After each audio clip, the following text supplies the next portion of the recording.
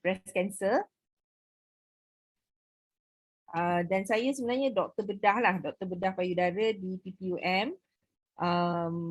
Banyak buat penyelidikan juga berkenaan mengapa ramai wanita datang ke hospital pada peringkat yang lewat lah.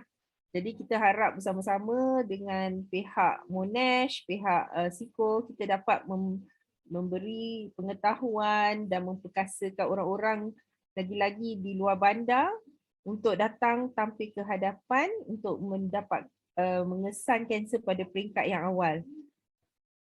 Jadi saya memang dari Petaling Jaya lah. Saya ni orang Selangor, jadi bukan orang Johor.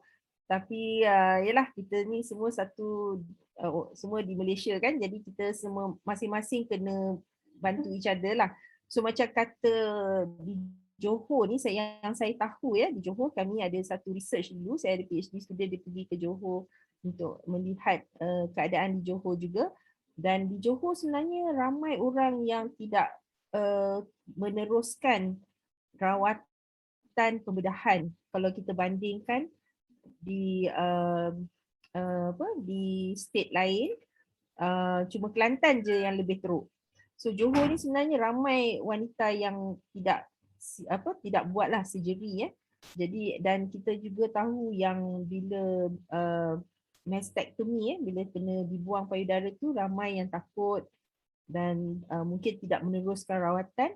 Jadi hari ini harapnya kita beri pengetahuan kepada perempuan dan tuan-tuan untuk menolong dan menyokong ramai wanita yang di luar sana untuk mengesan awal, kerana kita tahu mengesan awal tu boleh membawa kepada lebih kebaikan lah dari segi survival, dari segi quality of life kan. So nanti sekejap lagi mungkin kita nak start ke? Saya boleh start terus lah. Dr. Amy? Ya, Prof dipersilakan mulakan. Okay. Alright, so saya akan tutupkan video ya. Kalau tiba-tiba dia macam kurang-kurang tu, kalau tak dengar apa-apa, boleh mencelah lah ya. Okay. So can you see this? Is it Boleh, sharing? Prof? Boleh kan? Okay, Boleh. is it in the Masih view? slide pertama. Pertama, tapi is it in the sharing? Okay. Now dah okay kan? Dah full view kan? Dah full view. Okay. So mula-mula kan saya ingat kita cerita sikit lah pasal payudara ni. Payudara ni dia sebenarnya satu struktur badan yang kita tahu sebagai yang mengeluarkan susu kan. Jadi kita ada kilang susu. Kalau you tengok dalam gambar ni, dia macam ada kawasan yang macam bunga ni kan. Ni macam kilang susu. Lepas tu dia ada tube-tube ni yang akan seperti ranting, dia pergi terus keluar ikut puting. Jadi kanser ni dia selalu berlaku dari dalam tube susu ni sendiri. So kanser ni bila dia boleh merebak, dia akan keluar daripada tube tu kan, dan dia juga boleh masuk ke dalam saluran darah dan saluran limfa.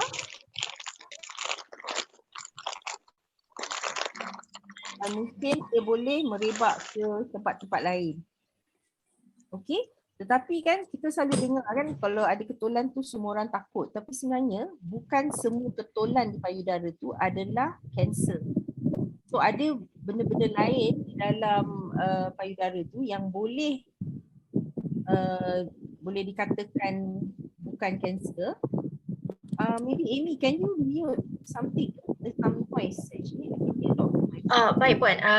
Baik Prof. Saya tengah cari siapa yang ada saya kena mute. Alright. Sebab I pening kepala. Okay. Alright. Then the next one. So banyak orang yang ada ketolan payudara ni, dia orang takut. Jadi dia takut, jadi dia tak datang ke hadapan. Tapi sebenarnya kebanyakan ketolan dia bukan kanser. Dan sekiranya kita ada ketolan kecil, kadang-kadang dia bukan kanser pun. Dia mungkin cyst. Cyst ni adalah kumpulan cecair. Dia macam balon tau. So macam kalau imagine ranting-ranting yang tube-tube susu ni bila umur meningkat, kawasan di keliling tube ni dia menjadi lembut tau. Tu yang payudara tu macam menjadi lebih lembut lah. Jadi shape dia pun dah berubah lah bila dah berumur kan. Jadi tube-tube susu ni dia senang tersimpul. Dia tertwist dan tersimpul dan cecair daripada kilang susu tu tak boleh keluar. Jadi dia jadi cyst. So cyst ni tak bahaya, dia cecair saja dan boleh dirawat dengan senang. Tak payah dirawat pun kadang-kadang, ya.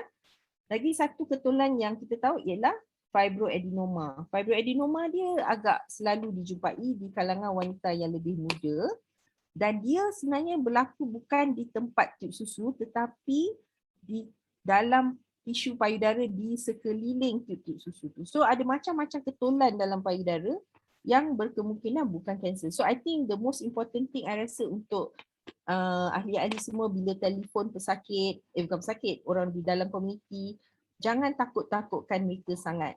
Apa yang kita perlu buat ialah memberi mereka pengetahuan supaya diorang tahu walaupun apa-apa yang dijumpai, kemungkinan benda ni bukan kanser, jadi eloklah pergi cepat-cepat. Tahu cepat sebab doktor memang boleh buat diagnosis dengan cepat. Okey, so tadi kan kita dah ceritakan kanser ni dia daripada tube susu ni dia boleh invade ataupun dia boleh serang ke, nak kata serang ke, ataupun dia boleh memakanlah tempat-tempat di sekeliling payudara tu sendiri. Jadi kita tahu benda ni, ketolan ni makin lama makin besar kan. Jadi perempuan tuan-tuan tahu kan ada kita panggil peringkat-peringkat kanser.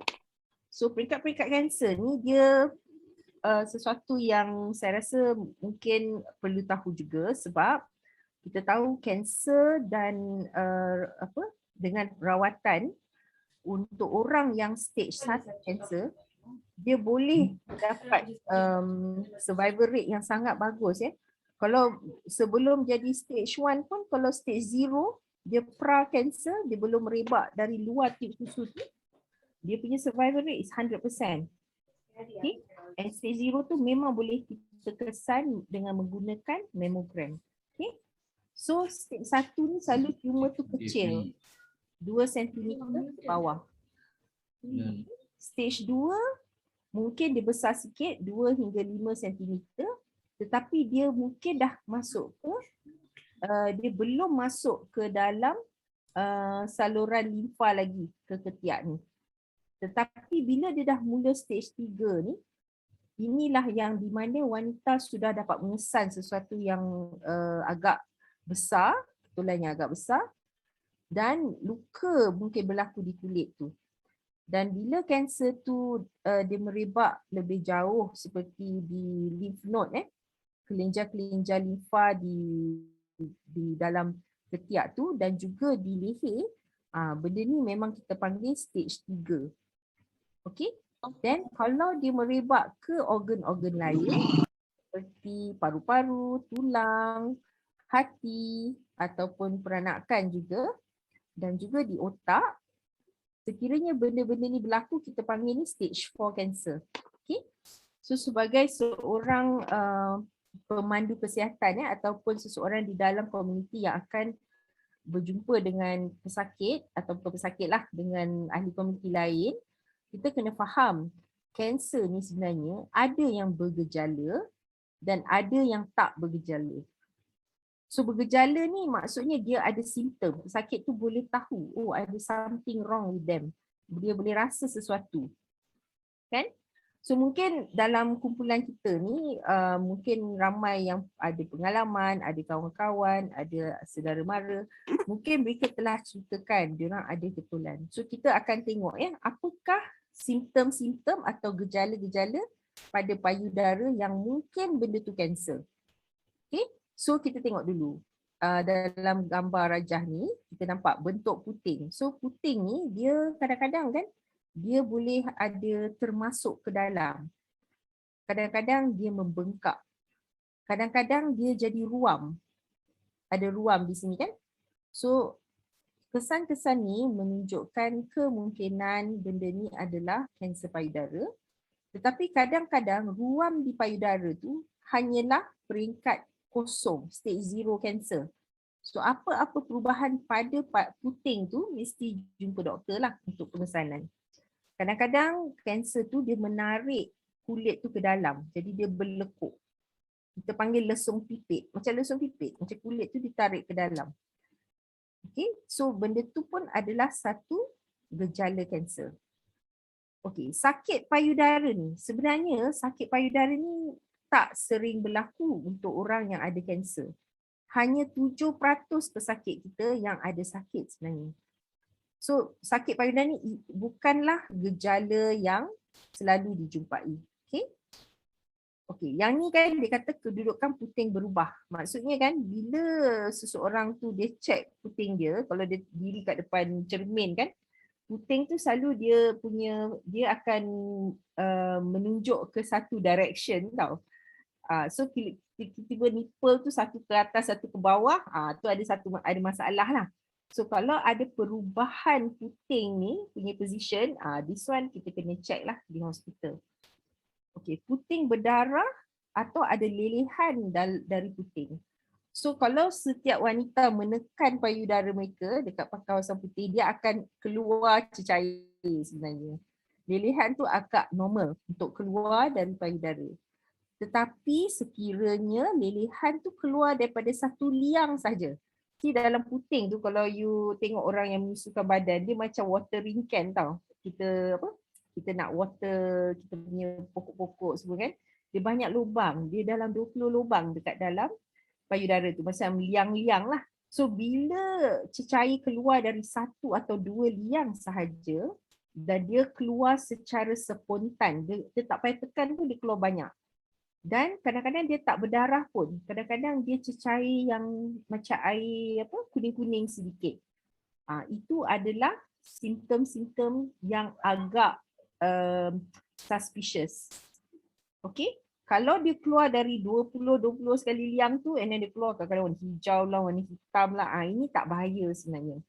Yang kita risau kalau dia keluar dari satu atau dua liang saja dan dia keluar secara spontan. Okay? Alright. Okay, ketulan padu payudara. Yang inilah gejala yang paling kerap dijumpai di kalangan wanita yang ada kanser. Okay. So ketulan ni dia tak sakit selalunya. So ketulan yang tidak sakit adalah sesuatu yang kita perlu check. Tak kiralah umur berapa seseorang tu. Dan kalau kecil pun lebih baik. Sebab kita nak kesawal kan. Lagi kecil lebih baik. Okay, bentuk payudara berubah. Bila payudara ni ada ketulan yang mungkin mengherutkan payudara tu, wanita tu mungkin dia perasan itu saja yang berubah pada payudara tu.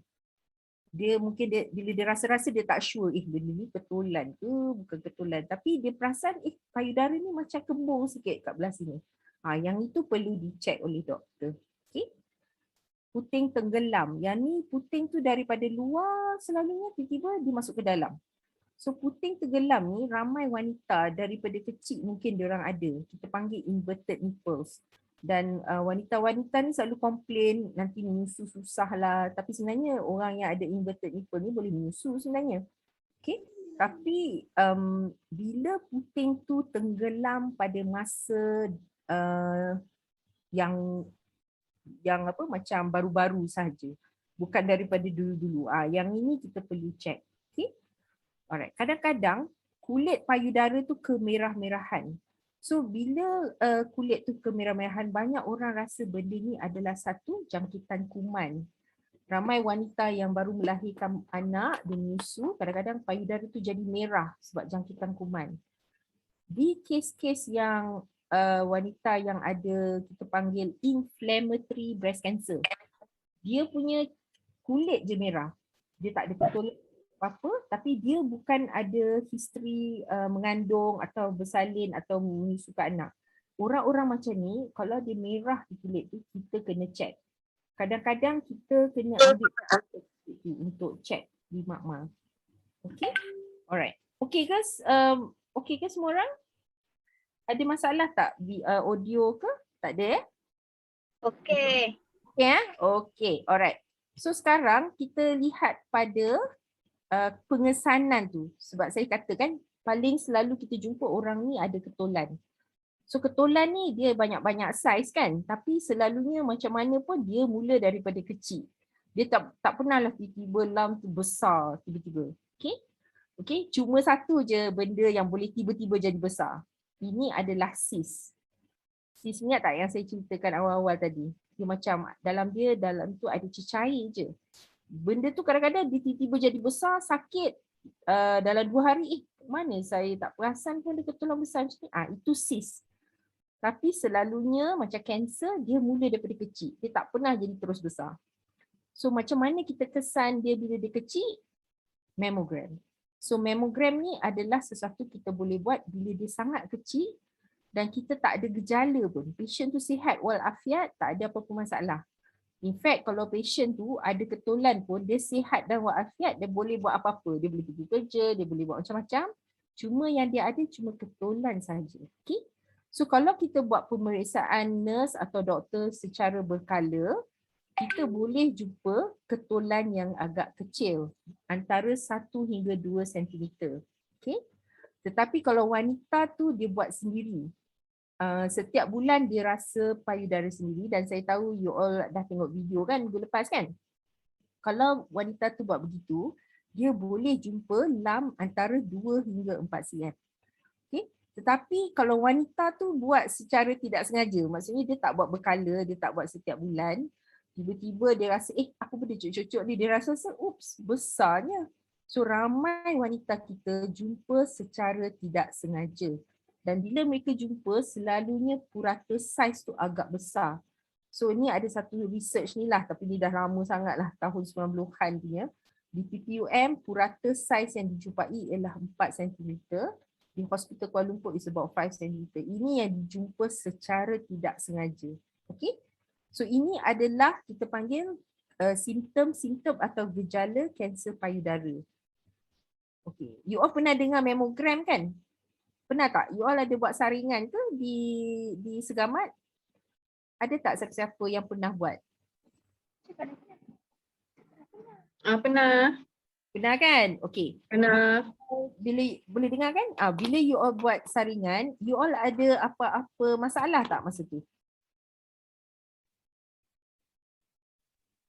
Maksudnya you pergi sebab pergi check up aja ke, ataupun masa tu ada rasa sakit lah, ada ketulan lah baru pergi buat mammogram?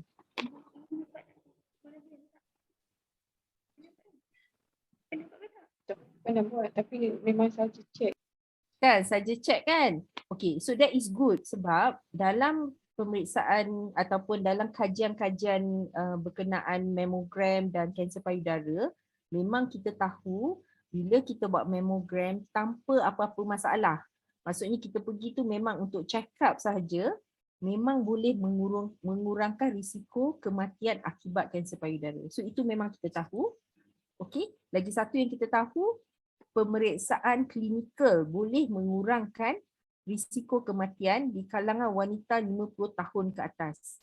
So cara dua ni je yang kita tahu sekarang yang boleh menurunkan kadar kematian kanser payudara, dan orang-orang semua sebenarnya tidak ada gejala langsung. Maksudnya kita panggil saringan. Langsung tak ada simptom, tak ada apa-apa. Okay? So apa yang kita boleh buat adalah mammogram setiap 2 tahun sekali selepas umur 40 tahun. Okay? Alright. So apa lagi yang kita boleh lakukan macam saya ceritakan tadi ialah pemeriksaan klinikal payudara. So pemeriksaan klinikal payudara ni adalah pemeriksaan yang dilakukan oleh nurse, doktor yang telah dilatih untuk mencari gejala atau simptom yang pesakit tu tak boleh rasa sendiri. So selalunya kalau pemeriksa tu kan macam nurse atau doktor tu sangat ada banyak experience, dia boleh jumpa lam yang kecil pun 1 cm, 1.5 cm. Okay. So ada cara-cara yang kita doktor-doktor dan nurse kita telah dilatih semasa mereka berada di medical school dan juga di latihan kejururawatan. So yang ni basic, semua orang sepatutnya tahu, tapi cuma kadang-kadang bila dah lama tinggalkan, dia tak ada experience, mungkin dia pun boleh miss. So saya pun ada juga jumpa pesakit yang dia ada lam tapi dia jumpa doktor tu periksa, alah ni bukan kanser, jangan risau. Sebab kamu muda, kamu baru umur 30 tahun, 25 tahun, jangan risau, tak payah buat apa-apa. So inilah masalahnya juga. Sebab pemeriksaan tangan ni cuma sensitivity dia 50% je. 50% of the time you can be wrong. Sebab kalau saya jumpa macam saya pun, saya dah kerja dalam bidang ni dah lebih 20 tahun. Bila saya periksa wanita tu, rasa ada ketolan. Benda ni kecil je, 1 cm. Saya pun tak boleh tahu benda ni kanser ataupun tidak. Kita perlu lakukan benda-benda lain macam ultrasound, mammogram dan biopsi untuk menentukan ketolan tu okey ke tidak. So pemeriksaan payudara ni walaupun dia sesuatu yang kita boleh lakukan, tapi kita tahu dia bukan sensitif untuk mengesan kanser. Dia hanyalah sesuatu untuk kita kesan supaya kita boleh buat proses diagnosis seterusnya. Okay? Alright. So apa yang saya nak ceritakan, actually my slide pun tak banyak lagi. Cuma nak ceritakan apakah langkah-langkah clinical breast examination ni. So I think Dr. Amy ada cerita kat you all kan, tentang apa yang orang akan buat ni semua tu. So sebenarnya pemeriksaan ni dilakukan oleh wanita dan tidak dilakukan oleh macam nurse selalunya wanita, tetapi doktor ialah lelaki pun ada kan.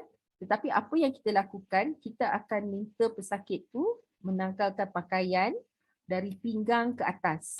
Okay? Dan ini penting sebab kita dapat tengoklah ada ketolan di mana-mana dekat leher ke, dekat dia punya ketiak ke, yang kita tak nampak kalau kita pakai baju dan kita selak je macam tu, kadang-kadang kita tak nampak benda ni. Okay? Lepas tu pesakit tu dia boleh berdiri dan dia boleh baring. Bila dia baring, dia boleh Tak ni. Tolong mute puan yang lain tu, saya dah tekan mute, mungkin puan unmute balik. Masih ada ceramah. Sorry, I cannot see any of you because my screen is just my PowerPoint. So, okay, then bila dibuat pemeriksaan tu, nurse atau doktor tu dia akan buat pemeriksaan, kita panggil dalam bahasa Inggerisnya palpation lah, maksudnya dia rasa dengan tangan. Dan ini saya rasa masa you all belajar BSE, breast self examination tu, misalnya kita guna 3 jari dan kita tekan ke arah macam kita press flat onto the breast. Kita tak buat macam ni. Kita tak boleh periksa breast macam ni. Sebab kalau kita periksa macam ni, kita akan jumpa ketolan-ketolan yang sebenarnya bukan ketolan. So kita kena tekan dan kita boleh rasa macam tu. So pemeriksaan ni adalah cara-caranya. Doktor dan nurse sudah dilatih untuk melakukannya. Dan kita akan cari ketolan lah macam ni. Kita akan tengok di bahagian puting juga sekiranya ada apa-apa cecair yang keluar. Kita akan lihat, kita akan rasa di bahagian ketiak untuk tengok ada apa-apa kelenjar dan juga di leher. Sebab kanser ni dia memang boleh merebak di ketiak dan kelenjar di leher. So that's why bila pesakit, bukan pesakit kalau ahli komuniti tu dia rasa ada ketolan dekat payudara, and then dekat ketiak pun ada ketolan. Kalau ada dua-dua ni kita agak risaulah. Benda ni mungkin satu yang agak suspicious untuk kanser. Sebab kanser dia boleh merebak ke ketiak dan kelenjar di ketiak dan kelenjar di leher. Okey, so kita adalah juga gambar-gambar yang tak berapa memberangsangkan. So siapa yang tak larat tengok benda tu jangan tengok sebab saya akan tunjukkan. Okey, so actually tak ada apa pun. Tapi sebenarnya yang gambar-gambar ni untuk menunjukkan separuh wanita dia tak ada ketolan pun. Dia punya breast tu merah. Ini adalah satu jenis kanser yang agak agresif yang kita panggil inflammatory breast cancer. Okey. So macam yang kita lihat sini, kulit ni macam melekuk-lekuk ni. Ni pun maksudnya kanser tu dah melekat di kulit. Dan ini adalah sebenarnya gejala-gejala yang agak lewat ya. So untuk cari gejala yang sangat awal adalah dengan pemeriksaan untuk ketolan. So ketolan is one of the early signs, especially kalau dia kecil. Antara 1 hingga 3 cm. Kalau dapat jumpa pada peringkat ni, survival rate untuk pesakit tu sangat bagus. Sebab ni most of the time is stage 2 cancer. Survival rate untuk stage 2 kalau 5 tahun is like 85%. Maksudnya dalam 5 tahun kalau ada 100 wanita yang ada kanser payudara peringkat kedua, 85 masih hidup di 5 tahun.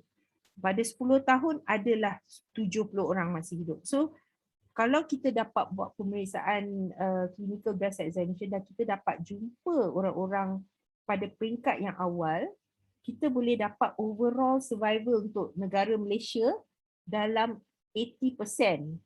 Okay, 5-year survival. Tapi sekarang ni untuk negara Malaysia, kita punya survival rate ataupun kadar kita panggil kadar kemandirian atau survival rate is only about 65%. So it's not very good. Macam kat Singapore, overall survival is about 80%. In Japan is 88%. In Malaysia is 67%. So kadar kematian kita tinggi sebab ramai wanita kita datang pada peringkat yang awal. Okay, this is my second last slide. Mungkin kita buka pada Q&A lepas my last slide nanti, tapi kita ada resources. Kalau you all nak tahu lebih banyak tentang kanser payudara, you boleh pergi ke YouTube channel Breast Cancer Resource Center UMMC. You boleh type ni, you akan dapat. Kita ada banyak video dan sekarang ni mungkin ramai orang di dalam komuniti yang nak tahu kan tentang vaksinasi, COVID-19 dan pesakit kanser. Macam-macam adalah kat dalam ni. So you all boleh tengok. Ada juga video untuk mengajar doktor-doktor dan medical student macam mana nak memeriksa payudara pun ada. So ada macam-macam benda lah kat dalam ni kalau you all nak tengok. Okay. Sebelum you all tanya saya sesuatu, saya nak tanya satu soalan.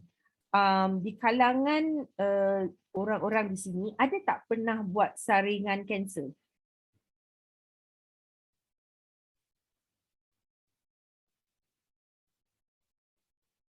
Ada ke?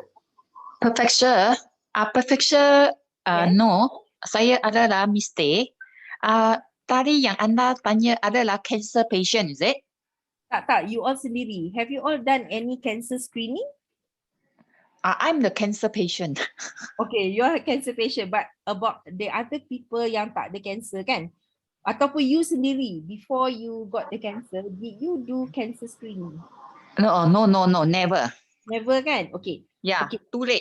Stay. In the community now, what is the most common cancer screening you know of? Yang paling orang selalu cakap lah, dia orang buat cancer screening, dia buat benda ni. Mammogram, Prof. Mammogram Okay, ada tak orang ambil darah? Cek darah? Ada. Ada kan? Okay, apa dia orang Cancer buat? marker. Cancer marker kan? Pernah dengar tak? Cancer marker kan? Okay, you all pernah dengar kot kan? Ada banyak package dekat lab-lab kan? Diorang akan buat cancer marker. So sebenarnya I put this as my last slide. Sebab you perasan tak? I tak ada mention langsung pasal cancer marker dalam talk ni. Betul tak? Saya cuma mention apa yang kita tahu yang boleh mengesan kanser awal adalah mammogram. I'm talking about breast cancer lah mammogram and the clinical breast examination atau pemeriksaan klinikal payudara. So tumor marker yang kita selalu nampak orang buat kan, dan banyak lab lah. Saya kata sedih lah kat Malaysia ni, kita punya industri dah melebihi apa yang sepatutnya. Kalau you pergi luar negara tak ada orang buat tumor marker tau. Kat Malaysia je, it's a good business lah for the lab, you know, to keep on doing this, but actually dia tak boleh kesan kanser awal. Kadang-kadang bila kita buat tumor marker ni, dia punya level tinggi, bila dia datang hospital, tengok-tengok tak jumpa pun. Tak jumpa, kita buat mammogram, kita buat macam-macam, MRI, breast, tak jumpa. Untuk 2 tahun pesakit tu stres tak menentu hidup dia. Sebab dia ingat dia ada kanser, tapi sebenarnya dia tak ada kanser. So ini yang kita panggil false positive. Maksudnya tumor marker tu tinggi tapi sebenarnya dia tak ada kanser pun. Okay? Habis tu ada juga orang yang ada kanser, dia dah buat diagnosis, dah buat biopsi, dah memang dikesan dan di confirm memang ada kanser. Dia rasa was-was, dia takut, dia kata alamak, tak confident, saya sihat, kenapa saya didiagnose kanser kan? So dia pergilah buat tumor marker. Tengok tumor marker dia normal. Okay? Habis tu dia rasa tumor marker saya normal. So saya tak ada kanser lah. So dia pun tak buat rawatan. So sebenarnya tumor marker pun boleh jadi kita panggil false negative ataupun dia tumor marker tu normal tapi sebenarnya orang tu ada kanser. Okay, ini disebabkan untuk mendapat peningkatan tumor marker ni, the cancer tu kena teruk sangat, kena sangat tinggi stage dia, stage 3, stage 4. Itu pun kadang-kadang negatif, tak naik pun tumor marker tu.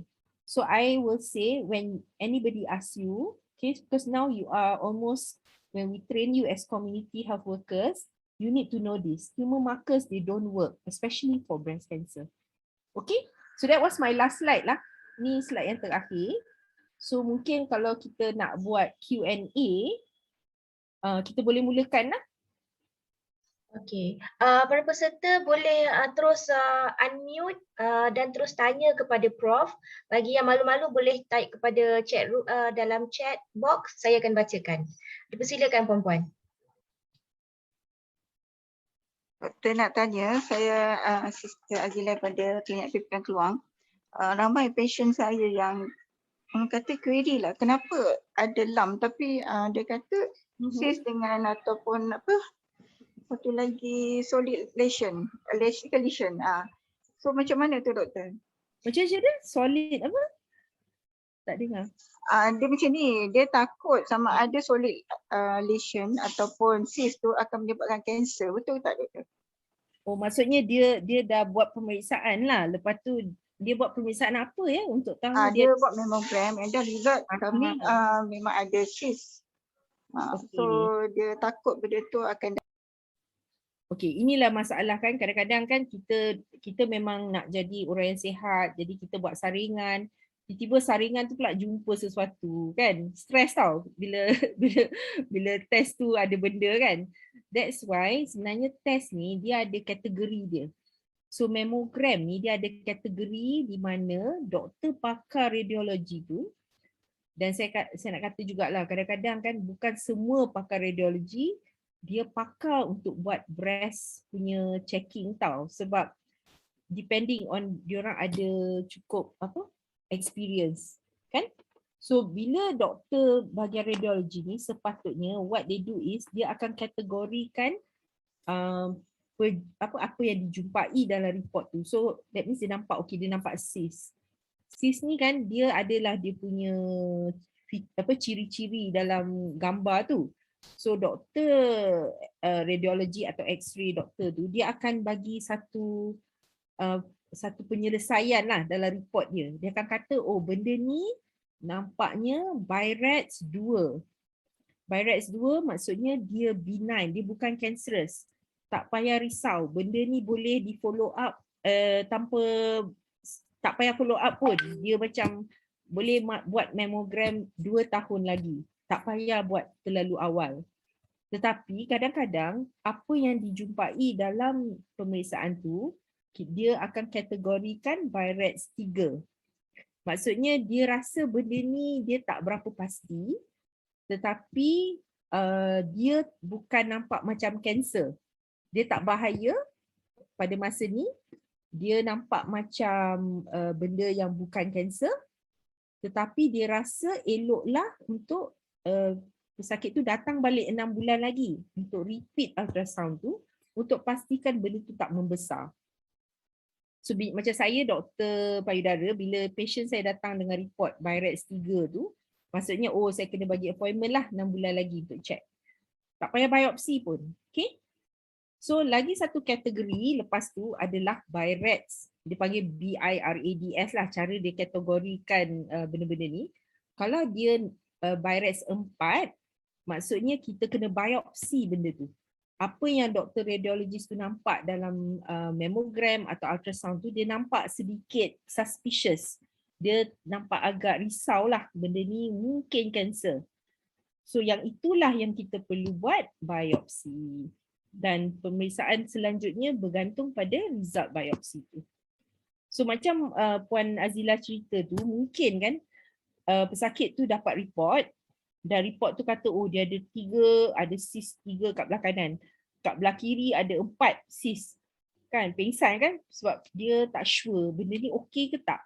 So that is why bila kita dah buat pemeriksaan ni perlulah berjumpa dengan doktor yang bertauliah, doktor yang tahulah. So selalunya di Malaysia ni kita ada pakar yang ada sub kepakaran. Maksudnya dia lebih pakar daripada pakar. Misalnya you all boleh cari diorang ni adalah breast surgeon lah kita panggil. Pakar perunding payudara. Dan di Johor memang ada lah macam dekat HSI, HSA ada di specialist. Kat private pun ada di specialist.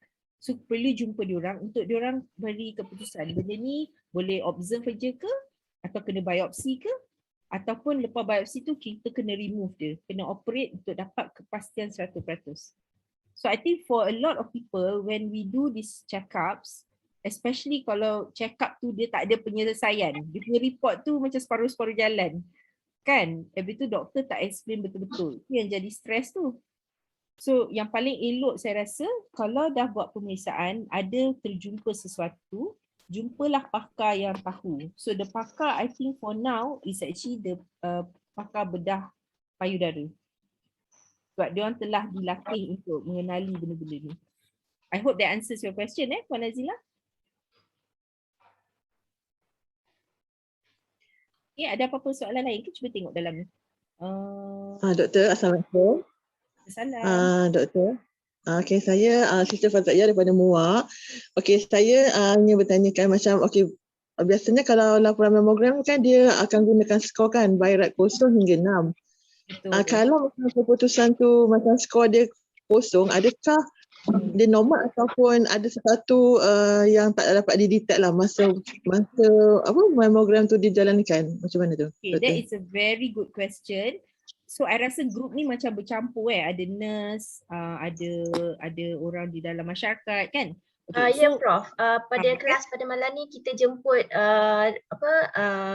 staff daripada jururawat daripada klinik LPPKN dan juga klinik kesihatan yang berdekatan. Okay, very good, very good. So I think kan this soalan is very good because Birat 0 ni lah yang banyak mengelirukan semua orang.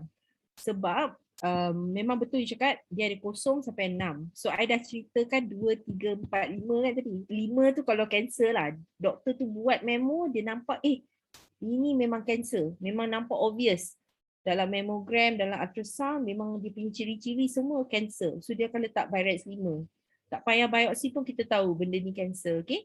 So itu 2, 3, 4, 5. 6 adalah bila kanser telah dikesan. Maksudnya dia dah biopsi tetapi sekarang dia buat mammogram lagi sekali. Jadi yang itulah mammogram yang dia kategorikan Birat 6. Okay. So back to 0. So 0 ni maksudnya pemeriksaan tidak lengkap. Itulah maksudnya Birat 0. So katalah ada seorang wanita datang dengan ketulan, dia pergi buat mammogram. Mammogram tu dia terlalu padat, payudara tu terlalu padat, kita panggil dense breast. Mammogram ni kalau you all pernah tengok gambar dia nampak lebih banyak hitam dari putih. So maybe nanti I can find a picture somewhere. Maybe Amy you can take a just put find on Boleh Prof, saya akan sharekan gambar. Then you just share and then I will explain it. But the mammogram usually nampak hitam sebab payudara tu semakin tua wanita tu, breast tu menjadi lebih banyak lemak tau. Breast tissue tu menjadi kurang, lemak menjadi lebih banyak. So bila lemak dalam X-ray dia nampak hitam. Kanser ni dia nampak putih sebab dia keras. So kalau orang tu breast dia banyak lemak, ketulan tu warna putih, lagi senanglah jumpa kan kanser tu. Tetapi separuh orang breast dia sentiasa padat. Daripada muda sampai tua dia masih padat. Jadi kita panggil benda ni dense breast. So bila dense breast, kalau kanser tu putih, payudara tu putih, dia tak boleh nampak kan? Dia tak boleh nampak ketulan tu. So this is when the radiologist akan kata Birat 0. Pemeriksaan tidak lengkap, dia tak confident. Apa benda yang dia nampak dalam mammogram tidak mencukupi. So lepas tu dia akan suruh buat ultrasound. Okay. So ultrasound you all perasan I tak ada mention pun dalam saringan, betul tak? Sebab ultrasound ni bukan satu pemeriksaan untuk saringan. Dia adalah satu pemeriksaan untuk membantu ujian mamogram. Kalau tak sure apa benda dalam mamogram, baru kita buat ultrasound macam tu. So BI-RADS 0 tak bermaksud breast tu normal. Kalau normal kita panggil BI-RADS 1. Kalau dia 0 maksudnya pemeriksaan tidak lengkap. Okay, so maybe we will see the picture first. Okay, so macam I ceritakan balik kan, ada satu pesakit dulu tu, dia memang ada ketulan. Dia pergi buat mamogram tu tulis BI-RADS 0. Unfortunately, doktor yang tengok dia, GP lah, doktor biasa kan, dia tengok kata, you punya mamogram ni normal. Pesakit pun ingat normal lah. Tapi dia ada ketulan. Okey, lepas tu dia ingat normal, doktor tu dah cakap normal, dia pun tak buat apa-apa. 6 bulan kemudian dia perasan, biji ni makin besar. Baik saya pergi jumpa doktor lain. So bila dia jumpa saya pun sedih lah sebab dia buat mamogram 6 bulan yang lepas. Dalam mamogram tu memang BI-RADS 0. Sepatutnya dia buat ultrasound pada masa tu. Dan pada masa tu juga sebab dia ada ketulan, dia perlu buat pemeriksaan biopsi juga. Kata mamogram tak nampak, ultrasound tak nampak. Kadang-kadang kita buat MRI. Tapi benda ni tak selalu kita buat lah MRI ni. Tapi kalau seseorang wanita tu mempunyai satu ketulan yang baru dan berumur, wanita ni dah agak mungkin dalam 30-an, 40-an, kita memang akan pastikan benda ni bukan kanser lah. So agak sedih lah bila jadi macam tu kan. Okay, so I think Amy you got some nice slide. So you tengok gambar ni kan. Wanita ni 60 tahun tapi tengok dia punya mamogram banyak putih dari hitam. So ini breast dia agak dense. Okay, maybe you can scroll down, see some other pictures. Sama. Go down lagi. Lagi. Wow, where do you get this from? Lagi. Ada tak yang macam mamogram yang, okay, this one. Okay. So macam saya kata tadi, tumor, dia nampak putih kan? So patient ni walaupun breast dia nampak putih juga, tapi putih kanser tu boleh nampak. Okay, so kalau you imagine payudara dia lebih putih dari ni, kadang-kadang ketulan putih ni tak nampak. So mamogram bukan 100% accurate. Jadi orang yang kena buat keputusan lah, nak kena buat lagi, nak kena buat ultrasound, tu selalunya adalah breast surgeon. So breast surgeon ni dia telah dilatih untuk pastikan benda ni betul-betul bukan kanser. Okay, di serata negara kita tak ramai breast surgeon sebenarnya. I think we only have about 40 for the whole country. Kita ada 40, mungkin 20 lebih dekat KL lah kan. So I rasa di other states kita panggil general surgeon. General surgeon ni dia buat semua. Dia buat breast, dia buat usus, dia buat perut, macam-macam. Dia boleh buat semua. Mereka ni pun telah dilatih. Setiap pakar bedah yang kita panggil general surgeon ni, mereka telah dilatih untuk mengesan kanser. Okay? Okay. Orang gynae ataupun doktor sakit puan, diorang tak dilatih untuk mengesan kanser payudara. Tapi masalahnya kadang-kadang pesakit akan jumpa doktor sakit puan, dia tak jumpa doktor bedah payudara atau doktor bedah general. So I think this is also important because you all are going to be part of macam this group, and then you're educated, you know what people need. So ingat kalau nak kena buat pengesanan tu mesti pergi pada pakar yang betul. Okay, so I think Amy, this is gambar ultrasound lah. So you boleh nampak kan macam ada benda hitam ni. So ada ciri-ciri lah yang dalam gambar ni yang membolehkan pakar radiologis dan juga kita orang pakar payudara, kita boleh tahu benda ni nampak memang cancerous lah. Dia ada macam shape dia macam tak regular, bersegi-segi tepi-tepi dia, ada macam sharp edges kan, macam durian lah, dia macam ada spikes kan. Lepas tu dia ada macam saluran darah di dalamnya, dan dia ada macam calcium spots kat dalam dia. So benda-benda ni membuatkan kita tahu, okay, kalau pesakit ni datang pada kita kena biopsi benda ni. kita tak boleh biarkan pesakit ni tunggu 6 bulan lagi untuk tengok saiz tu membesar ke tidak. Kita perlu pastikan benda ni telah dikesan. So kadang-kadang kan bila you all dengar cerita, kadang-kadang you all pun patient pun macam confused. Dia datang hospital macam patient, okey lah kita buat cerita senario pesakit ni lah yang ada ultrasound begini. Dia datang jumpa doktor, dia boleh rasa kebetulan. Kita dah biopsi. Habis tu dia jumpa balik. Kita tengok, biopsi ni bukan kanser. Tahu, biopsi tu dia kata adalah jenis-jenis report yang bukan kanser. Tapi doktor ni dia nak juga buat operation. Banyak pesakit marah tau. Kata kenapa you tak boleh kesan dengan biopsi tu. So sebenarnya setiap pemeriksaan yang kita buat, kadang-kadang ada dia punya limitation lah. Atau kepincangan lah. Kita tak boleh nak dapat everything 100% tahu upfront pakai biopsi saja. Biopsi ni awak tahu kan, dia macam jarum. Kita bagi ubat kebas dan jarum tu kita akan ambil tisu tu sikit. So kadang-kadang bila you tengok lam macam ni, jarum tu masuk sikit je, dia ambil sikit je, bukan semua. So dalam keadaan bila pemeriksaan tu nampak macam kanser tapi biopsi bukan kanser, kita memang syorkan untuk kita keluarkan ketulan ni. That's why kena buat operation jugalah untuk remove lam ni. So macam Puan Azila tadi dia mention kan, dia ada cyst lah ni tu kan. Yang tu kita tak payah keluarkan sebab kita rasa benda ni bukan kanser. Tapi kita nampak benda-benda macam ni, this is already I think BI-RADS 4C, very high risk, this is cancer, we must biopsi. Kalau biopsi still negatif, kita kena keluarkan dia, kena buat operation untuk keluarkan dia. Okay, so I rasa dalam komuniti kita ramai orang takut kan, takut mammogram, takut biopsi. Tapi sebenarnya kan pesakit-pesakit kita bila dia orang buat, dia orang selalunya lepas dia buat tu dia rasa macam dia rasa tak ada apa-apa. Ada pesakit kan dia daripada Bentong tau. So Bentong daripada Pahang sama she came to PPUM, masa tu dia dah teruk sangat, dah memang sangat besar, dah macam berdarah, ada luka semua.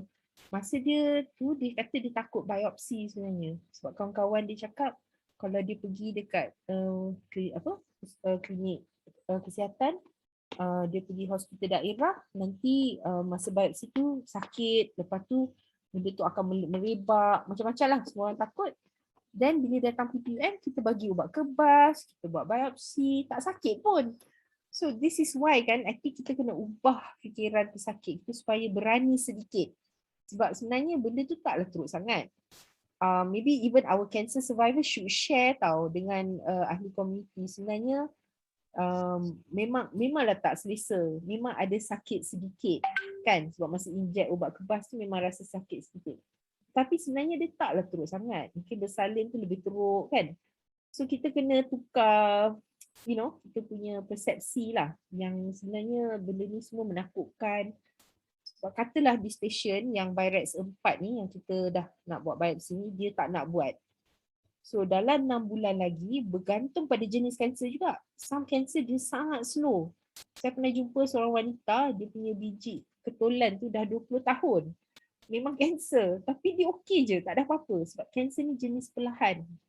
Tapi ada patient, ketulan tu dia sangat agresif. Dalam masa 6 bulan dia dah membesar, dah merebak ke seluruh badan. So kita tak tahu kan, masa kita jumpa patient tu lam dia kecil je.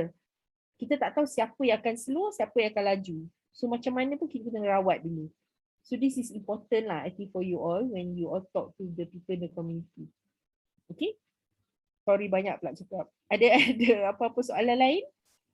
Betul, tapi nak tanya, kalau buat biopsi memang bagi LA ke?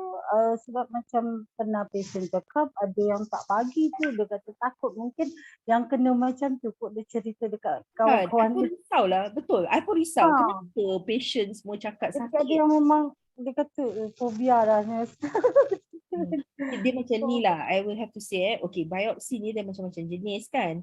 So ada biopsi guna jarum kecil, kita panggil fine needle aspiration cytology, yang FNAC itulah. Yang itu dah selalu kita tak buat lah sebenarnya. Kita cuma buat untuk orang yang muda, yang kita rasa bukan kanser, baru kita buat.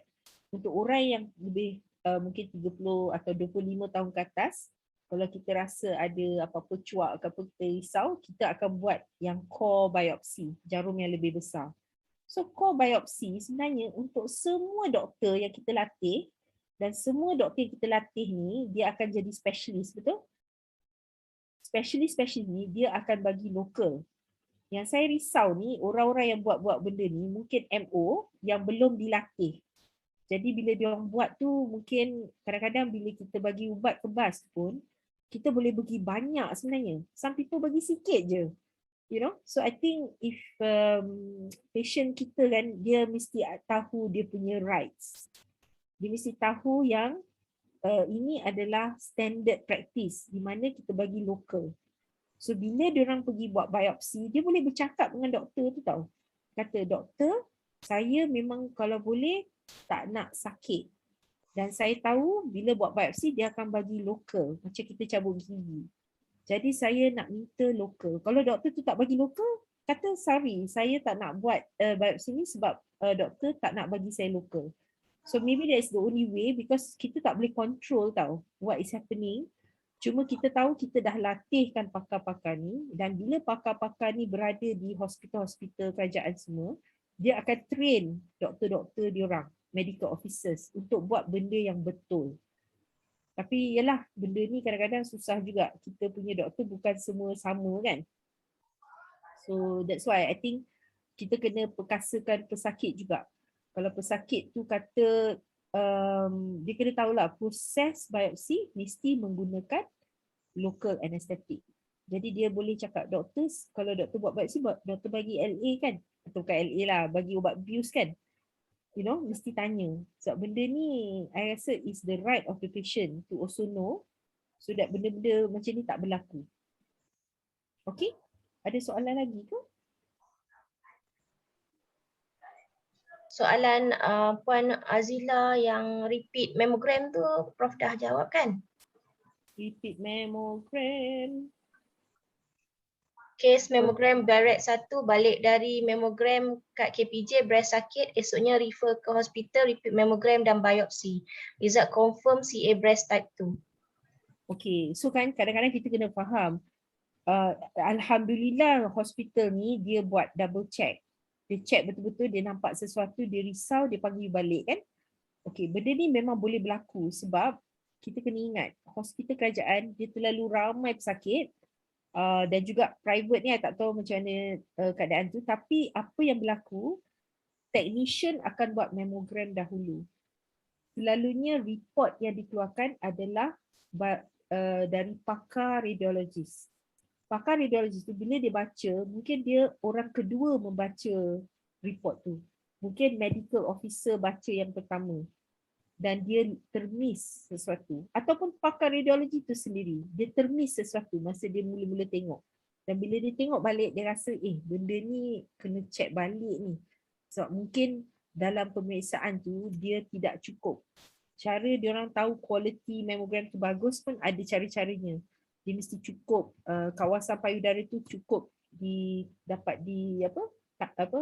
gambar tu mencukupi lah, maksudnya cukup kat bahagian tepi dia, bahagian tengah dia, bahagian atas, bawah semua cukup. Kalau tiba-tiba dia tengok I punya report ni I buat by Rex 1 tapi bila I tengok balik macam maybe I miss lah something kat tepi ni, I tak nampak, dia akan panggil you balik. So alhamdulillah orang dalam this hospital call you back, you see. What we worry is that when there's no call back, nothing is 100%, but we have to trust that kita punya pakar-pakar telah dilatih secukupnya. Most of the time is okay.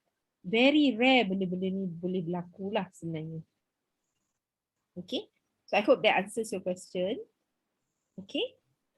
Okey, terima kasih banyak-banyak kepada peserta yang bertanyakan soalan.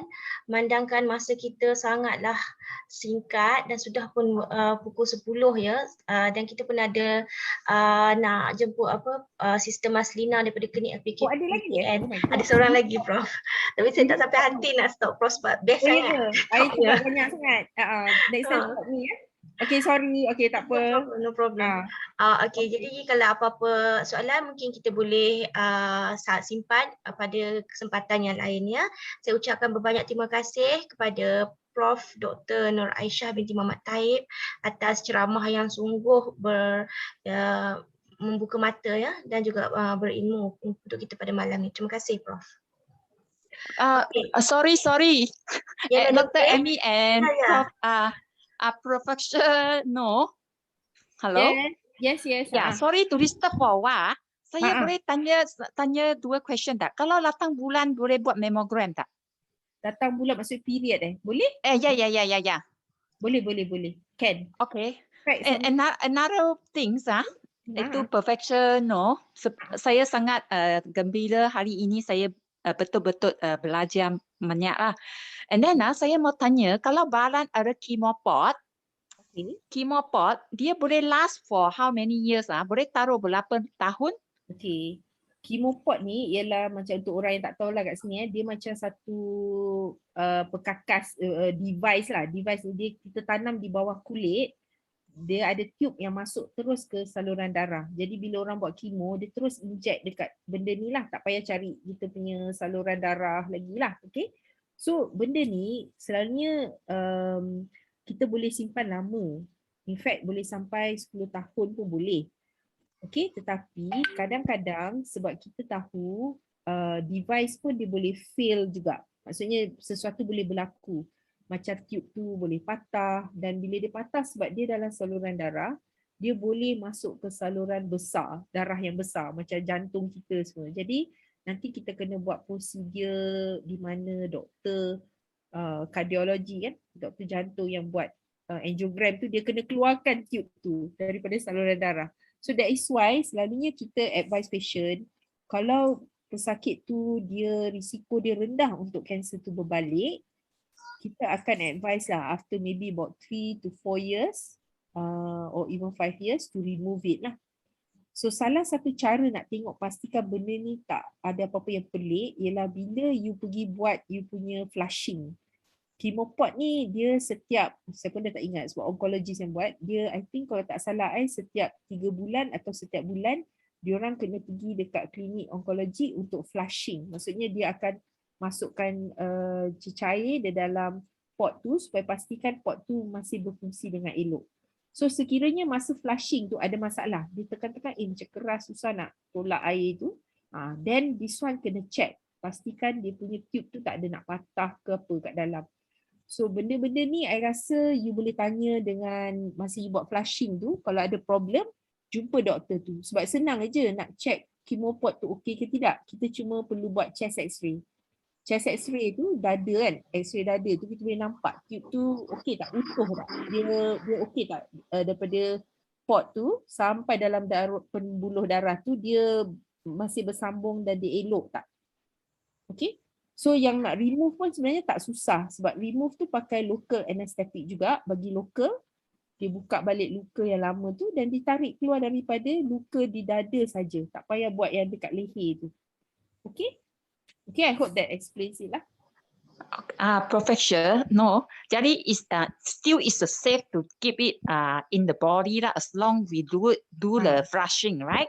Yes. That is the answer, right? Yes, that's the answer. Thank you very much for your kindness to reply. Okay, no problem. Okey, terima kasih kepada semua peserta dan terutamanya kepada Prof. Dr. Nur Aisyah. Okey, tanpa membuang masa, saya minta kerjasama, mungkin kita boleh stay sekejap dalam 10 minit untuk mendengar ceramah yang seterusnya daripada Sister Siti Maslina binti Samian. Dipersilakan, Sister.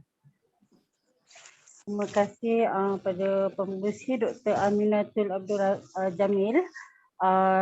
Selamat malam kepada Profesor Dr. Nur Aisyah Taib. Terima kasih atas perkongsian yang sangat baik Doktor dan telah menjawab soalan-soalan daripada kawan-kawan saya sebetulnya. Terima kasih juga kepada rakan-rakan yang sudi join dan kepada perempuan semua. Saya tak terangkan, tak adalah bagi ceramah. Cuma Doktor Dr. Aminatul minta saya untuk terangkan apa fungsi LPPKN. Okey. Seperti yang kita tahu kan, kanser payudara merupakan kanser pembunuh wanita yang pertama dan kemudian diikuti dengan kanser pangkal rahim atau kanser cervix. Jadinya fungsi kita ke LPPKN yang utama kita memang ada membuat perkhidmatan pemeriksaan payudara secara klinikal. Okey, bayaran hanya RM10 dan pendaftaran hanya RM5. Untuk pengoperasian klinik di LPPKN seluruh negeri Johor, memang kita beroperasi 5 hari seminggu kan, Ahad hingga Khamis dari 8 pagi hingga 5 petang dan hari Khamis 8 pagi hingga 3:30 petang. Tapi kami menggalakkan orang ramai, orang awam jika hendak datang membuat pemeriksaan, membuat temu janji terlebih dahulu. Boleh dapatkan nombor telefon semua klinik LPPKN. Kami ada 7 daerah dalam Johor ni. Boleh dapatkan nombor telefon di laman web LPPKN lah. Okay. Untuk pemeriksaan klinikal payudara, biasanya kita hanya mengambil masa lebih kurang 15 hingga 20 minit saja. Untuk buat masa sekarang, tak perlulah datang ke klinik ramai-ramai kan dengan COVID yang makin tinggi ni. Tapi buat masa sekarang pun kami belum beroperasi sepenuhnya. Kami pun baru beroperasi minggu lepas dan masih belum membuat aktiviti klinikal sepenuhnya. Jadi kalau nak datang untuk pemeriksaan payudara memang kena telefon dululah untuk temu janji. Kalau nak buat pemeriksaan payudara, seeloknya tak perlulah pakai bedak atau deodorant dan kalau ada barang kemas pun boleh tanggalkan dulu untuk memudahkan kita membuat pemeriksaan. Okay. Biasanya jika terdapat ketulan pada payudara, sama ada kecil atau besar, tapi kalau kecil tu kadang-kadang kita susah sebetulnya untuk merasa. Memang jarang kita dapat merasa kalau ketulan yang sangat kecil. Kecuali yang besar sebesar duit 50 sen dan ke atas memang kita mudahlah untuk rasa. Tetapi kan sekarang kita pun kerajaan bagi subsidi mamogram untuk wanita yang berusia 40 tahun hingga 69 tahun. Jadinya jika terdapat ketulan memang kita akan merujuklah wanita tersebut untuk melakukan ujian subsidi mamogram. Kalau kat Segamat ni memang kita tak ada hospital yang dilantik. So kita akan merujuk kepada KTJ Maharani Muar dan Hospital Pantai Aikro Melaka. Dan buat masa ni memang sebetulnya sangat bertuah tau rakyat Malaysia tahun ni. Seluruh Malaysia kita sediakan transport, kenderaan, disediakan mamogram percuma, hanya pendaftaran sajalah RM5. Tapi oleh kerana COVID ni, jadi kita punya mamogram kita banyak yang tertangguh. Pada saya pun masa bulan 4 hari tu hanya dapat buat lebih kurang 3 kali perjalanan mamogram ke KPJ Aikro. Kawan-kawan saya yang lain pun banyak yang tertangguh. Sedangkan macam klinik saya dapat lebih kurang 400 kuota 400 untuk puan-puan buat mamogram. Tapi oleh kerana COVID ni kan masing-masing pun takut nak keluar rumah kan. Jadi kita punya pencapaian pun kurang. Tapi kita tengoklah sekarang pun kes makin tinggi. So, bila saya offer pun masih lagi orang tak berani nak pergi kan. Okay. Dan bila buat pemeriksaan payudara, kita dah refer untuk mamogram. Kalau ada yang doktor rasa macam tak pasti pun memang dia akan buat ultrasound. Dan di sini kalau kita dapat ketulan secara cepat, saya akan refer kepada B-Care lah. Sebab Hospital Segamat sekarang dah ada B-Care, breast care. Jadi senang lah. Sebab di LPPKN kita tak ada doktor yang permanent kan, doktor tetap. Kita hanya ada doktor sambilan. Kadang-kadang bila patient datang, memang kita tak boleh nak buat rawatan selanjutnya. Jadi saya akan refer kepada sebelah klinik saya tu ada poliklinik.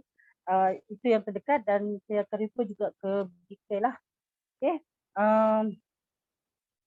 Untuk pemeriksaan sendiri biasa kita nasihatkan klien untuk buat sendiri di rumah kan setiap bulan. Biasanya hari ke-7 selepas period kan, sebab ada orang bila period breast dia sangat sensitif. So kita nasihatkan selepas period. Untuk pemeriksaan klinikal biasanya 3 bulan sekali atau 6 bulan sekali pun boleh lah. Okay. Biasa patient pun sukalah datang ke klinik kita sebab tak boleh tunggu lama. Kan sebab kita pun tak berapa ramai patient. Cuma kadang-kadang bangsa Melayu dia lebih takut sebetulnya. Kadang-kadang bila kita tengok graf-graf kata Melayu kurang kena kanser, sebetulnya ramai orang Melayu yang takut nak buat ujian breast clinical pun takut, nak buat ujian mammogram pun takut. Jadi dekat situ lah kita biasa kurang data. Sebab macam tadi ada orang bila dia cakap sini, saya kata buatlah ujian mammogram kan. Dia kata saya takut dengan keputusan yang saya akan terima. Tu masalahnya. Persepsi orang kita kan. Dia takut keputusan yang dia akan terima. Sedangkan kalau dia buat, keputusan yang diterima tu apa yang terjadi pada dia pun di peringkat awal kan. Jadi boleh menyelamatkan nyawa dia. Tapi dia lebih takut lah dengan keputusan tu. Kalau dapat dah lewat kan lagi betul lagi dah tak boleh nak diselamatkan kan. Okay.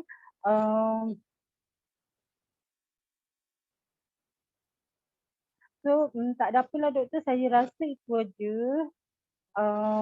Kalau apa-apa nak dapatkan maklumat lebih boleh telefon ke klinik LPPKN lah. Seluruh Malaysia semua ada. Kalau dekat Johor pun semua kita beroperasi seperti biasa sekarang. Kalau nak telefon untuk dapatkan maklumat, kalau yang baru nak buat mammogram ke apa, boleh telefon dekat klinik LPPKN. Saja doktor.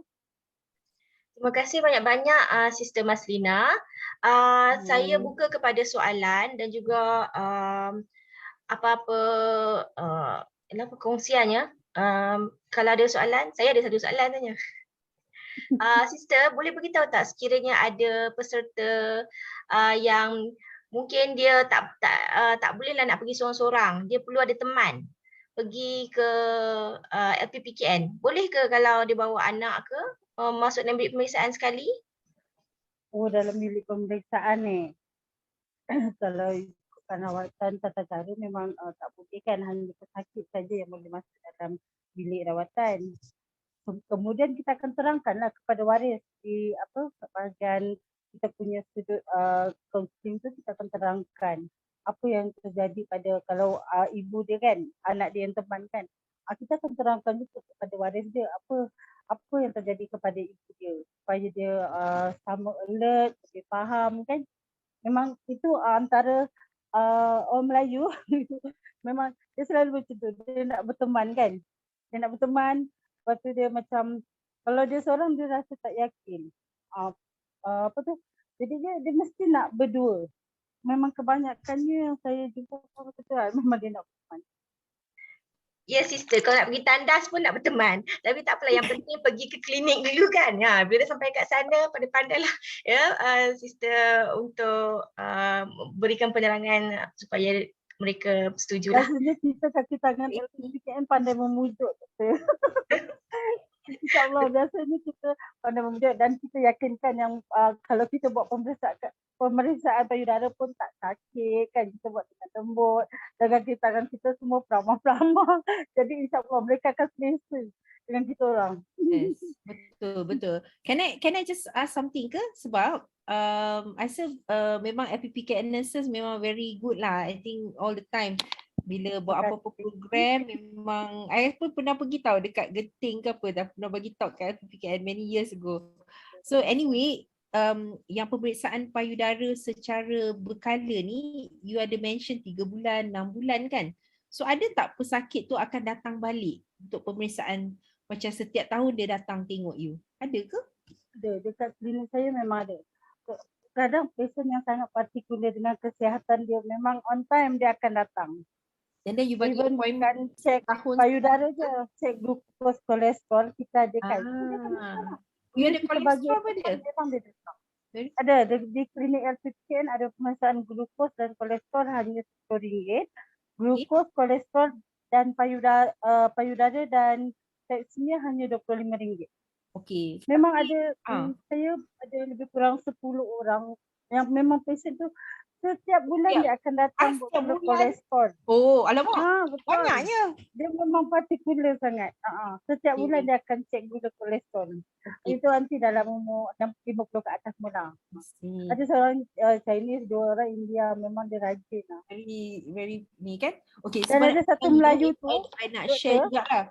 Sebab bila kita buat pemeriksaan payudara ni, pemeriksaan klinikal payudara yang ada macam kata research kan yang dah dipublish daripada India, dia kan menunjukkan dia orang buat setahun sekali je, tak payah banyak kali, setahun sekali. Tapi wanita tu kena datang beberapa kali lah. Dia kena datang setiap tahun macam tu. Baru benda ni berkesan lah sebenarnya. So katakanlah orang-orang kat Segamat ni, dia nak buat saringan pemeriksaan klinikal payudara dan dia akan buat setiap tahun. Kapasiti LPPKN boleh buat ke? Kalau dan wanita tu Tahun mungkin 40 sekali, ya? tahun ke atas. Oh boleh je. Setakat ni Kan? tak boleh lah sebab kami tak adalah seteruk dan sepadat KKM. Jadi setakat Betul. ni macam tahun 2018 saya dapat capailah saya punya KT 400 orang setahun. Walaupun kami hanya kerja berdua je kan, saya dan staff saya. Tapi sebab itulah plan yang sepatutnya macam dia buat appointment. Jadi kita boleh arrange masa kita, masa di Exactly. cek payudara bukannya lama. Saya cakap dalam 15 minit macam tu dengan penerangan bukan dah setengah jam kan. Okey je. Actually kan, ada lagi satu I nak tanya. Macam you all, ada tak apa-apa macam peka 40 kan dia selalu pakai GP kan, poliklinik kan. So macam you all tak dapat kan peka 40 tu LPPKN tak ada apa-apa program kan, betul kan? Peka 40. Betul. Dia ni kan, dia kan actually untuk di Malaysia ni dia ada beberapa cara untuk mendapat saringan secara percuma untuk orang di dalam golongan B40. So dia panggil program ni Peka 40. Dan dia pesakit ataupun orang biasa ni boleh pergi mana-mana poliklinik yang telah ditauliahkan oleh Peka 40 ni, dia boleh dapat free clinical breast examination, dia boleh dapat BP check, dia boleh dapat kalau tak salah pemeriksaan untuk usus, kanser usus, dan juga pemeriksaan kolesterol, blood test dengan diabetes semua. Tapi yang peka tu memang LPPKM tak ada. Tak ada kan? Sebab Tak ada. benda ni kan dia ada link dengan macam katalah pesakit tu ada kanser. Kalau dia masuk program Peka B40 ni, dia boleh dapat kemudahan Peka B40 macam transport dia boleh claim. Dia boleh claim kalau dia complete treatment dia boleh dapat RM1,000 untuk dia ada macam ganjaran lah ganjaran apabila dia menyelesaikan rawatan. So maybe kan you all kalau you jumpa patient yang nampak macam suspicious, lepas tu diorang B40, you pergi bawa diorang jumpa poliklinik yang ada Peka B40 tu. Registerkan diorang dulu sebagai pengguna Peka B40 supaya diorang boleh dapat bantuan kewangan tu, especially macam transport. So you all jauh kan, your place is far kan for hospital semua. So this person dia boleh register tau untuk buat benda ni. And then benda-benda ni biasalah you go to pejabat adun, pejabat adun will know all this information, you know. Okay. Komen je lah. I rasa mungkin orang ramai tak tahu. So patient ni tak dapat, bila katalah dia tak masuk Peka B40 tu, bila dia didiagnose di hospital, dia tak boleh dapat tau macam transport cover, and then ganjaran-ganjaran RM1,000 kalau complete treatment kan. Oh itu mungkin memang KKM kot doktor sebab orang memang tak, dia bukan KKM tau, dia GP, dia doktor GP. Dia boleh dia ada klinik yang ada bantuan peka B40 ni. So I think you all should tengok lah dekat Seramat tu ada tak benda ni dekat mana-mana doktor-doktor dekat or Amy, you should do it, you know? Because I think it will Yeah, help. Prof, that's a very good idea, Prof. I think you you should think make it further. Okay. Okay, ada soalan daripada Puan Rahimah nampaknya. Tak ada soalan, cuma rasa bagus dengan idea Prof tadi beri pada LPPKN tentang peka 40 ni. Itu je. Terima kasih atas komen Puan Rahimah. Saya nak ambil kesempatan di sini untuk highlight lah, tarik balik kepada kajian kita ni. Walaupun kajian ni masih baru nak orang kata apa dimulakan, tapi dalam kajian ni wawarkanlah jugalah dan juga tanggungjawab kita sebagai petugas kesihatan untuk bagi tahu yang yuran untuk buat pemeriksaan klinikal dan juga mamogram di klinik LPPKN dan juga di BCare ataupun hospital segamat, mana-mana yang akan direfer kepada mamogram akan ditanggunglah oleh kajian ni. Ya, jadi bagi siapa yang terkenal ataupun pada peserta tu sendiri, sekiranya ada masalah kewangan, boleh maklumkan kepada mereka yang kajian ni akan cover, akan sponsor. Termasuk juga dengan kita akan bagi allowance tambang ya, perjalanan. Jadi kalau siapa yang nak kena ambil teksi tu, kita boleh masih ada orang kata apa bajet lah untuk cover. Jadi saya harap dalam kerja kita sebagai petugas kesihatan, kita ambil peluang ni untuk maklumkan kemudahan ni. Sementara nak tunggu kalau ada kemudahan lain ataupun orang kata apa bajet lain untuk PK dan sebagainya. Okey, ada apa-apa soalan? Soalan lain daripada puan-puan kepada sister Maslina? Tak ada. Okey, sebelum nak saya tutup majlis sebab kita pun dah dekat Sorry, Dr. Amy. Silakan. Banyak cakap ya. Tak apa. Dr. Amy. Ya. As I know kan, yang ini semua free of charge kan, tapi saya tadi dengar macam LPPKN, sorry ya, super lama dia kata register perlu RM5, tapi kalau under project ini free, semua free kan? Ya betul. Cumanya saya nak maklumkan free kepada penduduk segamat ya. Kalau penduduk yang luar tu saya minta maaf lah, tak ada dalam bajet kami. Jadi penduduk segamat. Saya perlu terangkan dengan jelas lah. Keluar daripada tu maaf dia dah di luar daripada skop kajian. Jadi kalau boleh peserta yang berminat dan mempunyai yang kata apa ya sebagai penduduk di segamat ya ambillah peluang untuk menyertai kajian ni. Menjawab ke soalan Madam T? Ya, thank you very much. Okay. Okey, sekiranya tak ada apa-apa soalan, mandangkan kelas kita terpaksa ditamatkan sebab dah lebih masa dan masih lagi ada bahan-bahan yang kami nak kongsikan kepada puan-puan termasuk skrip perbualan dan juga latihan. Itu akan kami sambung dalam grup WhatsApp juga ya. Jadi kami akan sampaikan kepada puan-puan melalui email video daripada kelas ni bagi siapa yang tak dapat join. Dan juga kami lalukan contohnya pada malam ni Mr. Rama sebagai petugas kesihatan lelaki untuk projek ni pun ada. Kalau ada masa sebenarnya saya nak bagi presentation lah untuk tanggungjawab sebagai petugas kesihatan lelaki. Sebab masa sangat pendek, saya terpaksa sampaikan melalui email dan juga WhatsApp group. Saya mohon maaf atas segala kekurangan dalam kelas kita pada malam ini. Sebelum kita tamatkan kelas, saya minta mungkin kita boleh buka video untuk diambil gambar. Buka video, harap semua boleh ambil buka video ya.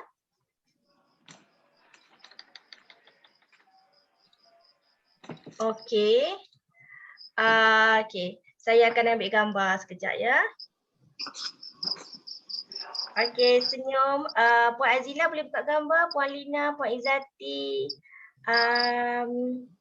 Puan Azizah, Puan Nurul Ezuna. Buka sekejap ya video. Okey, saya ambil dulu.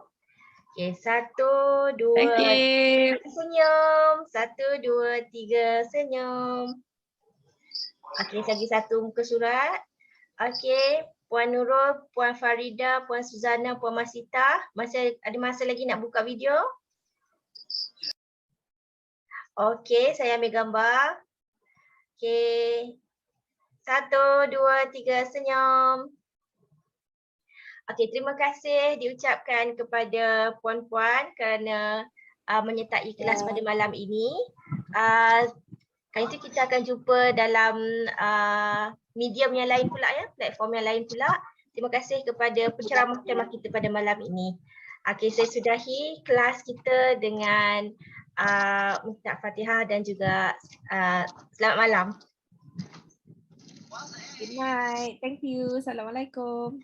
Bye. Assalamualaikum. Okey, Assalamualaikum. Selamat malam. Take care. Good night. Happy weekend. Selamat malam. Bye. Nanti saya email semua ya. Saya email semua. Okay, bye-bye.